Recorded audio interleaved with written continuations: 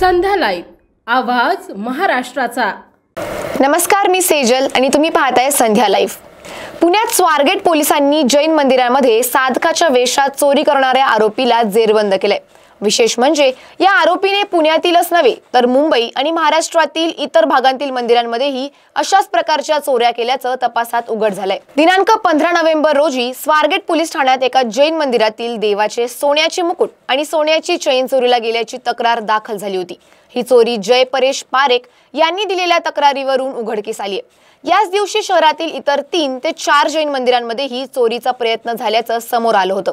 Swargate police स्टेशनचे वरिष्ठ police निरीक्षक युवराज नांद्रे यांच्या मार्गदर्शनाखाली विशेष तपास पथक नेमण्यात आले। तांत्रिक विश्लेषण, सीसीटीव्ही फुटेज आणि खबऱ्यांकडून मिळालेल्या माहितीच्या आधारे तपास पुढे नेण्यात आलाय।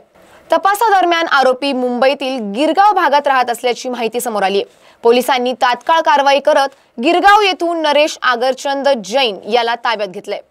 आरोपीने तपास दरम्यान पैशाच्या चणचणीमुळे गुन्हा केल्याची कबुली दिली आहे। पोलिसांनी त्यांच्याकडून चोरी केलेले 4,20,000 रुपये किमतीचे दागिने जप्त केले।